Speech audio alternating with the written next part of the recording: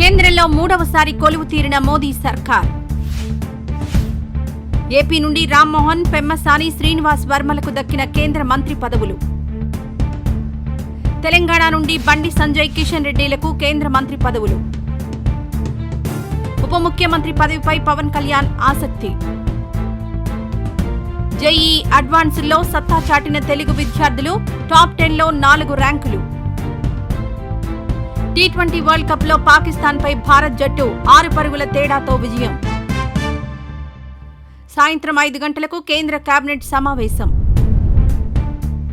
అమరావతికి కొత్త కళ, చంద్రబాబు ప్రమాణ స్వీకారానికి ముమ్మర ఏర్పాట్లు. వైకాపా విజయంపై 30 కోట్ల పందెం, బెట్టింగ్ తీర్చలేక నూజివీడు మండలవాసి వేణుగోపాల్ రెడ్డి ఆత్మహత్య. దేశ ప్రధాని మోదీకి ఏపీ మంత్రులకు టీడీపీ అధినేత చంద్రబాబు నాయుడు అభినందనలు.